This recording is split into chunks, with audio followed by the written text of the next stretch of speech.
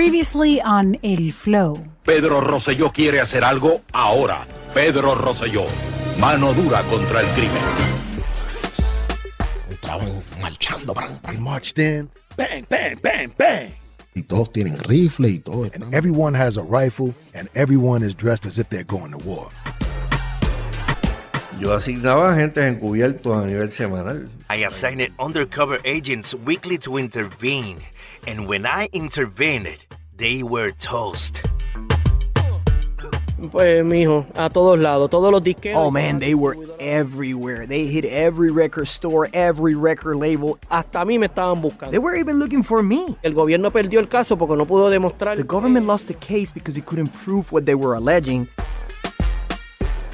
Ahora mismo el reggaetón es, en la industria de la música, es el... Right now, reggaeton in the music industry is the movement that is sustaining the record labels. ¿Y de dónde vino?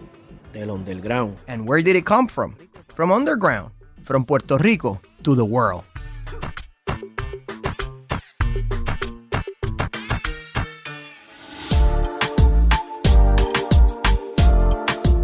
By the end of the 1990s, the underground movement prevailed in court against the Puerto Rican government's attempts at censorship. With the legal precedent on their side, the movement was ready to evolve and explode musically. One of the people who helped the artists of the so-called underground become household names on the island was Héctor El Flaco Figueroa.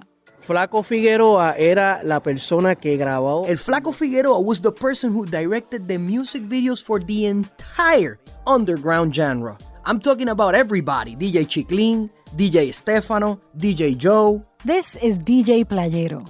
Me grabó videos a mí, grabó DJ Negro, grabó... He produced videos for me. He produced for DJ Negro. He produced videos for practically everyone. He is part of the growth of the underground genre that today is called reggaeton. Daddy Yankee, Nicky Jam, Wisin y Yandel, they all worked with El Flaco.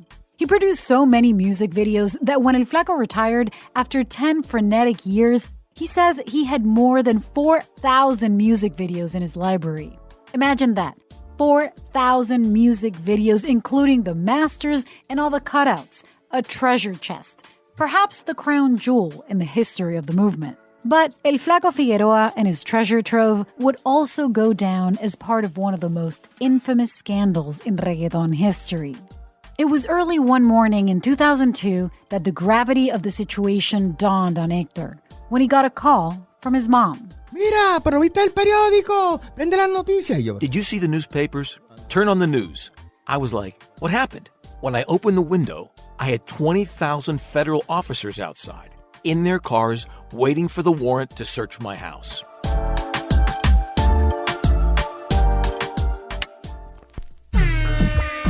This is El Flow, a journey to the roots of reggaeton.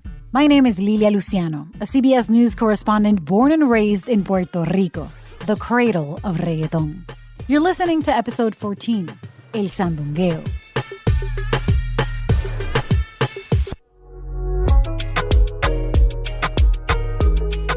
Before diving into the controversy surrounding El Flaco Figueroa, we should probably give you some context.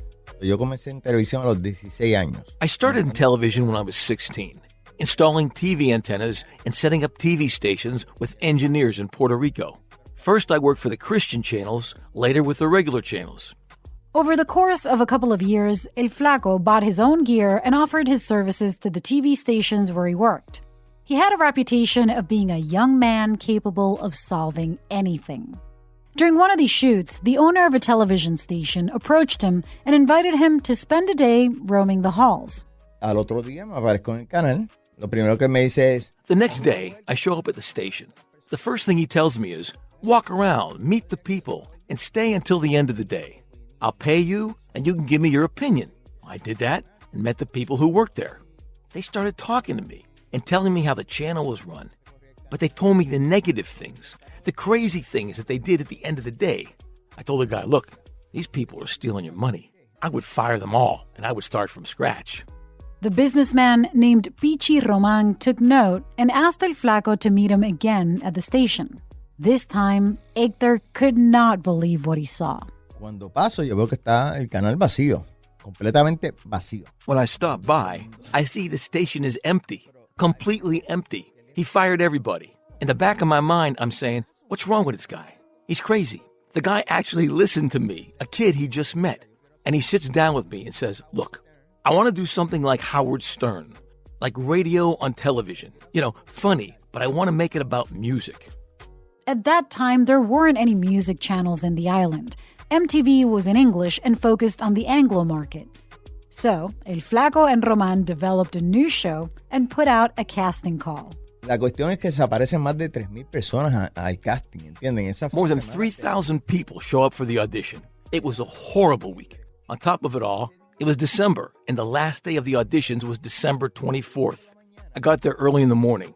I'm tired because the owner continues to reject everybody. More than 1,200 people have auditioned. Radio hosts, professionals, artists that I myself admired. And the guy's like, nope. A desperate actor watched a couple of Howard Stern shows and walked on set to record a demo for the people who were auditioning. 3, 2, 1, vamos! Okay. 3, 2, 1, let's go. Okay, mi gente, this is Flaco Figueroa. Welcome to your new Channel 18, located right here in Carolina. I start talking all sorts of nonsense, just making stuff up and saying, whatever came to mind. We're here live, so people call us at 752-1800. I still remember that number. Ask for your favorite video, and I'll play it for you. After recording, El Flaco realized there was one of those consoles that let you take phone calls from the public and play them live on the air. About 20 phone lines in all. El cuadro se llena. Se prenden todas las luces. Y yo estoy vacilando así. The box fills up. All the lights go on. And I'm goofing around thinking it's these kids outside trying to prank call us. And I press one of the buttons. Who's this? And this little kid starts screaming, Mommy, Mommy, it's me, look, all excited. I'm like, hello to all of you jokesters. And I hung up on him. Another caller says, hey, you don't even know how to talk. Get out of there. I'm like, you're a beep. You understand? And I hang up on him. When I say you're a beep, the owner of the channel comes out and says, no, don't say that. You're live. I froze up. What do you mean I'm live? I've never been in front of the camera. I've always been behind the camera. I don't even know how to talk right. I get up saying, no. And the guy's like, go on. Take the calls. The calls didn't stop. It was 1989 and people were celebrating Christmas Eve with El Flaco's show. Me acuerdo que eso fue como a las 8 de la mañana. I remember it was like 8 in the morning. I was like non-stop until noon. And that's how the first music video show in Puerto Rico began. It was called Your Favorite Videos. From the moment it premiered, the show enjoyed surprising popularity. El Flaco went from the Howard Stern format to feeding the audience music videos for 9 hours a day. Lo más que pedía la gente era, pues, por supuesto, lo que ya estábamos pasando, que era MC Hammer. What people asked for the most was MC Hammer, Run DMC, rock in English like Kiss, like Def Leppard, Cyndi Lauper, Madonna, and Michael Jackson. People also asked for music videos in Spanish, Menudo, Chayanne, Ricky Martin, but the selection was smaller, and the labels didn't promote them as much. The real boom happened when the show became the stage for underground artists, who at that time were practically unknown to Figueroa and to much of Puerto Rico. Nadie los tocaba, nadie los promocionaba. Nobody touched them. Nobody promoted them. It was a thing for kids in school. It was a genre for kids from the public housing neighborhoods. Until one day in the early 90s, the group known as Latin Empire made an appearance in the studio to premiere a music video on the show. Pues vienen esos muchachos con ese video que era como rap. Those guys came with a video that was like rap, but sung in Spanish with a mixture of English. The point is, the people went crazy over the video. It was called Así es la vida. Así es la vida. New York style. Yo me doy cuenta de que esto es un género y algo que tiene power. I realized that this is a movement, that it has power, but it's kind of like band. And I said, we're going to do this every Friday, and we're going to call it Rap Fridays. El Flaco lo conocimos por ese programa. We got to know El Flaco on that show, the Friday Rap Show. This is DJ Adam. Pues la cosa es que nos ayudó mucho. The thing is that he helped us a lot because he had a program on a television channel that nobody watched, and because of him, young people start tuning in because everyone was watching the Friday Rap Show. Por ahí era que se empezaban a escuchar. That's where underground started to get out. It got heard on that show.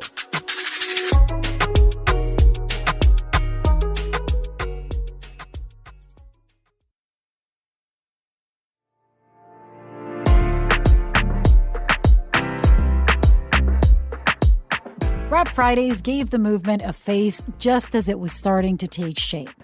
All the young artists who wanted to make a name for themselves went to the show, first as part of the audience, then as performers. Por allí yo me entero después por las historias de ellos mismos. I find out later, hearing the stories from them, that Tego Calderón was on the show. That's where he first appeared on television. It's where Daddy Yankee and Nicky Jam, all these artists got their first shot. Those performances made the possibility of filming music videos a reality, something that was almost unthinkable before. Yo quiero dejarles saber bien claro que todo esto que nosotros comenzamos desde los 90, I want to make it very clear that everything we started back in the 90s, we did it without money. We didn't have money. It was all heart, hunger, and the will to make this happen. Here's DJ Playero. Pero nadie creía en nosotros. No creían en el género, no creían en esto. Decían, but nobody believed in us. They didn't believe in the genre. They say, this is temporary, this fad will pass. Because, they didn't play it on the radio and there were no music videos. El Flaco Figueroa got to work producing the videos.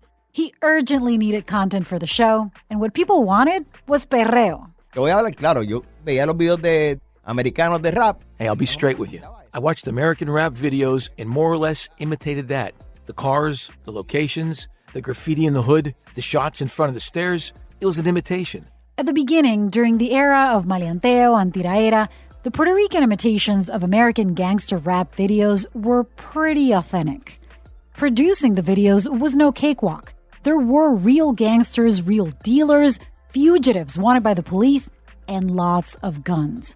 Figueroa produced the music videos as a side job to earn a few extra bucks, but in most cases, he wasn't even getting paid. At least, not in cash. Había videos que yo les hacía de gratis. There were videos that I made for free. They would say, Flaco, I don't have any money. I'd say, okay, sing up my niece's quinceanero. Once, I had a bunch of rappers perform at my baby girl's kindergarten graduation to pay for a music video. Without any money, El Flaco didn't have any lights or any fancy equipment, only the cameras from the station. Es más, cuando fuimos a grabar nos dimos cuenta de cómo... When we went to film, we realized, wait, how are we going to play the music? We had to go to Kmart to buy a boombox to play the tapes. We would record and run back to the station, a photo finish. I had my editor edit while the program was on the air, and when it was ready, I would say, I have a premiere, and we would play the video. Él, para mi entender... He understood. He saw where we were going and that he too was going to. As we say here in the island, to guisar, to feast, that he was going to be able to work a lot with all of us. And that's what happened. What happened was that after the Mano Dura fiasco, there was a push to produce less offensive songs. El Maleanteo was a hit, but it had a natural ceiling. The general public didn't connect with the message, let alone an international audience. So what theme had universal appeal? Love, sex, you know how it is. Ahí es que empieza como quien dice la famosa época del perreo. That's when the famous perreo began. The music started to get more sexual, less street, more danceable, more clubby. They were literally singing, Hagamos el amor con aroma, na, na, na, na, na. At the end of the 90s, the danceable sandungueo style taking hold was led by producers like DJ Blas and DJ Nelson, and singers like Daddy Yankee, Nicky Jam, and Wisin y Yandel. Hector produced everyone's videos. A mí no me machaba. Algo sexy con... I didn't think something sexy matched well with the streets or the projects. Those beats, that reggaeton, it didn't vibe with the street. It vibed with dancing. Hector knew what he needed, but as always, he had to get creative to solve a few issues. Lo único que yo podía conseguir muchachas eran los stripper clubs. The only place I could find girls was at the strip clubs. Literally, I sometimes had to wait until 5 or 6 in the morning outside the strip club for the girls to finish dancing and take them in the car to shoot the videos. Or, when the strip club closed, sometimes we recorded the video right there. And in the Caseria housing projects, it was the same. Who wants to dance in a music video? She's the craziest? Okay, let's go. It was like that. The music video business started to grow in tandem with the music and the movement. Hector made so many videos that he ended up leaving the show and dedicated himself fully to his productions. But the music was again raising concerns, and El Flaco's videos, with their explicit sexual images, became the focus of attention. Mira, yo te puedo decir de varios videos que escandalizaron. There were several videos that scandalized some people. Daddy Yankee song, Latigazo. Dar un latigazo, ella se estaba buscando un fuetazo, etc. Cuando hicimos el video yo hice el video de Nicky Jam. When we made the video for Nicky Jam and Daddy Yankee song, yo quiero la combi completa, que, etc. And that's how we got to that early morning in 2002 when suddenly Hector Figueroa's life would take an unexpected and radical turn. Yo estoy durmiendo en casa, me levanto, tengo 20,000 llamadas perdidas. I'm sleeping at home. I get up. I have like 20,000 missed calls. I pick up the phone. I call my mom first. She's like, "Where are you? They're looking for you.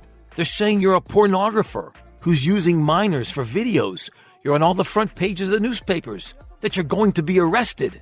Panicking, El Flaco received other calls from artists and acquaintances from the streets.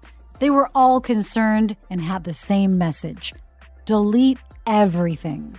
El Flaco looked at his video library, and what he saw was a mountain of criminal evidence. Gang members, traffickers, weapons, strippers doing who knows what, dancers from who knows where, many people that he knew personally and that he wanted to protect. Yo tengo miles de tapes ahí. I had thousands of tapes. The only thing I could do was start throwing them into the pool of the house. Wah! In the water. Wah! In the water. Wah! In the water. That's where I think the history of the genre was lost. On the next episode of El Flow, At Home with Residente. El Flow is a production of Exile Content Studio in partnership with iHeartRadio's My Cultura podcast network. The show is hosted by me, Lilia Luciano, and was created and produced by Vitenis DiGiulis. Production and sound design by Dixo. Additional production by David Quiñones, Mirna Couto, Hermes Ayala, and Natalia Merced. Story editing by Nuria Net. Original music by Truco. Production supervision by Álvaro Céspedes. Executive producers for Exile Content Studio are Nando Vila, Isaac Lee, and Alejandro Uribe. Executive producers for iHeartMedia are Connell Byrne and Giselle Bances. For more podcasts from iHeart, visit the iHeartRadio app, Apple Podcasts, or wherever you listen to your favorite shows.